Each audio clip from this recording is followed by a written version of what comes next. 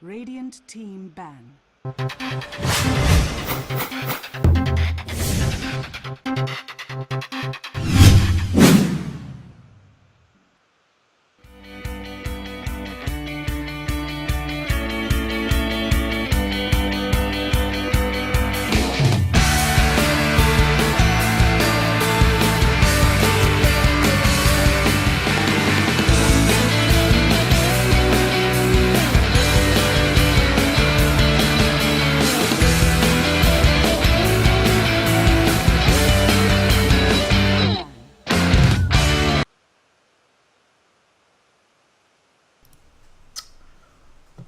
Welcome back, everybody, to the Netolic Raid Call Pro League. This is the decisive game of the West Division Losers Bracket Finals. The winner of this game moves on to face Dust Gaming in the Grand Finals on May 5th. Our sponsor is Raid Call, the voice over IP program. You should check them out, and you should also go to Raid Call channel 2013 whenever the stream is active to be eligible for prizes and to discuss the games. There is also a special giveaway that will happen during the Grand Finals of the East Division. I'll talk about it at the end of the broadcast.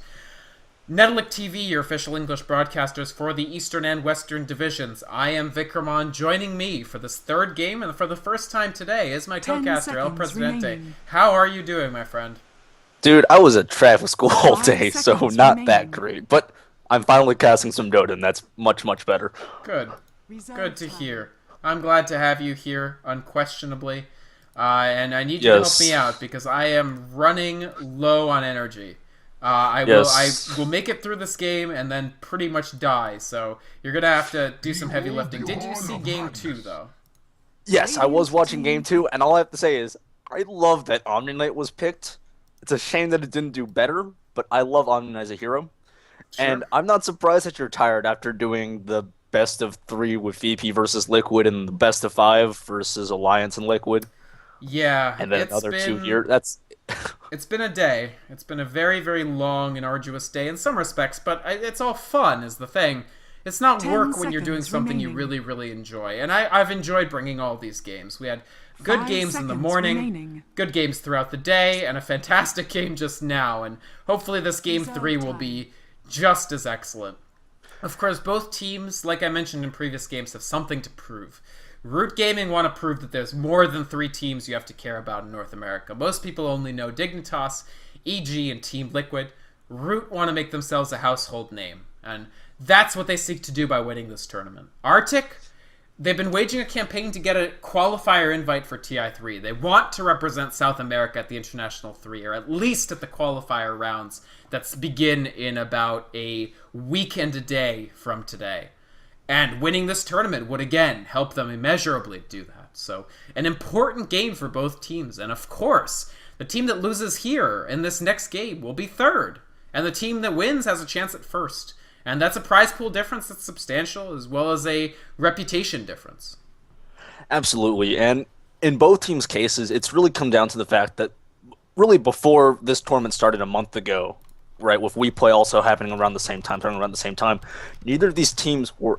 No one knew them. They were never heard really of. Mm-hmm. Like, Artyk showed up a couple of times in the weekly Netolic Raid Call things, but ultimately that didn't get a lot of publicity. Once this tournament started, the Pro League started, and the WePlay started around the same time, the open groups have basically gotten both of these teams' names out there, especially with Artyk taking that game off of Na'Vi. Right. So, honestly, if Valve are really going to invite anyone from South America, right now, I'd really say invite Artyk. They're looking to be one of the strongest teams from South America. Absolutely. I think Artyk are, definitely the strongest team. Former Gamers University, they've actually been around the scene for a little while, and they're really, I think, making some breakthroughs. Very, very high skill, definitely. 10 seconds remaining. And even if Na'Vi were sort of giving them good heroes to quote-unquote get practice against them, I still feel like their performance against Na'Vi, especially Smash's Templar Assassin, was absolutely incredible. Really cool games. And so... I don't know. I think, yes, to give South America some representation, Artyk would be the candidate, but they still need to raise their profile more, and that's how they want to win here. The PL coming out for Iwo again. It worked in Game 1. They're going to seek to make it work again. This is one of his absolutely most played favorite heroes. One of the problems I find with PL, and incidentally Dota Academy starts to agree with me, is that PL has almost no laning presence without a cuddle. He really doesn't. With a Cuddle, he has impressive laning presence because Spirit Lance is on like an 8-second cooldown. Sure. 7-second cooldown. Right? It's not a high damage nuke, but it's super duper spammable. Cuddle makes it infinitely spammable. The problem is, if he doesn't have Cuddle behind him, his lane presence is almost nil. He actually has almost no kill potential in that lane because Spirit Lance is actually very bad slow. It's not the worst in the world, but it's... I mean, at low levels, it's almost nothing. At higher levels, it becomes substantial. Yeah, you're looking at a 10% slow at level 1. You're not making kills happen with that. No. But the big thing about Phantom Lancer, is really not his early game. If you can, and with Bane, I don't know if it's possible for their team, but if you can, make the game drag on, basically. Right? And Bane, I don't think is really the best hero for this. Again, Coddle. This is like why Coddle is so good at Phantom Lancer. He's both capable of dragging on games, as well as improving Phantom Lancer's laning presence. If you can make the game drag out, eventually Phantom Lancer reaches critical mass, at which point he can just send illusions into towers and slowly take them out. Right. It's very hard to do that without a very strong early game laning presence. Honestly, I don't think Bane has the best laning presence. Brain Sap is good, but man expensive. Yeah. Nightmare is a good root type ability. Also but man expensive. Also man expensive, and you need setup. Right. On a plus note, Bane really likes laning against Lifestealer because Enfeeble does not get purged by Rage. Right. So it actually ruins Lifestealer's damage output. Because typically you won't be seeing abilities and lots of big damage items coming out of Lifestealer until much later. Right. And do you think Nature's Prophet again for root here after how well it worked for them last game? Not against the Phantom Lancer. Okay. I would not say it against the Phantom Lancer. The problem is when you look at Root's lineup, without Magnus, Anti-Mage is less effective. Jug, maybe not too strong in this lineup. Luna, I could see fitting in as a solo mid candidate for Root. 10 seconds remaining. And with the Gyrocopter ban, there's not too many strong counters against the Phantom Lancer left in this pool. So it's hard to say. Lifestealer, not that strong of a counter against Phantom Lancer. They can try to just pressure out Artyk, win the tri-lane, and just make sure that the PL doesn't reach late.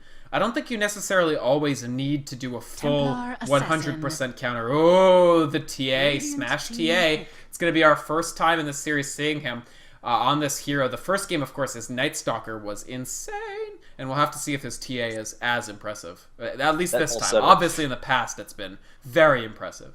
That falsetto. Smash's TA is what won Artyk that game against Navi. So, it really was.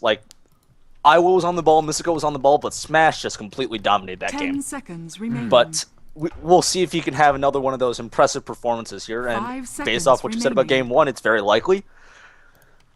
There are some problems with TA, mostly that she is basically very gank-oriented. If you're farming TA in the mid lane, you're not really getting the most out of her skill set. Anti-mage. And they do go for the anti-mage. I brought it up, but I still don't think this is going to be the best option. Well, it does cleave.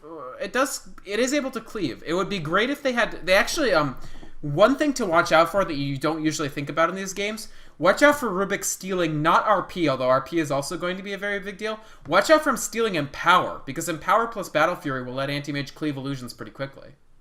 Yeah, if he does manage to get the Empower steal, and that would be a big steal for this matchup, actually going to be probably one of the best abilities to grab this entire game, because not only can you use the Empower on Anti-Mage, you can use it on the Lifestealer, and both heroes basically lack any sort of AoE capability, naturally.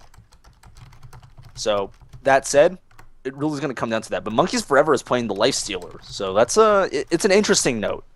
Mm-hmm. Oh, that didn't work. Huh, I thought that would send out to public.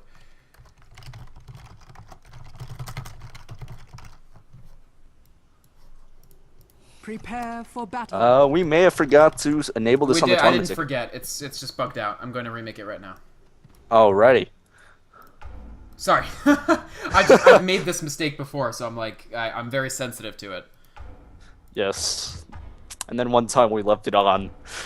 That was funny. One time we left what on? Oh, we did the opposite problem. Yes, that's certainly. Yes, and that was definitely amusing. Amusing is absolutely one way to describe it. Unfortunately, there are other ways that are less polite, and I'm glad you used that one, but nonetheless, it was fun for me. Oh, you mean because you won? Haha. Yes. Yes. That and I won with Meepo, so You did. There's that. You did. Thank you for bringing that up once again. No, but I don't know how I feel about this anti-mage pick, to be honest. I don't know. What would you have done? Luna?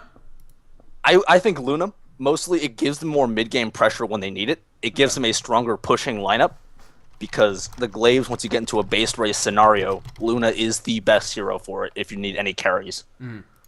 Right? So, all things considered, I think Luna's the stronger option. It would have made it easier for them to lane as well. Right.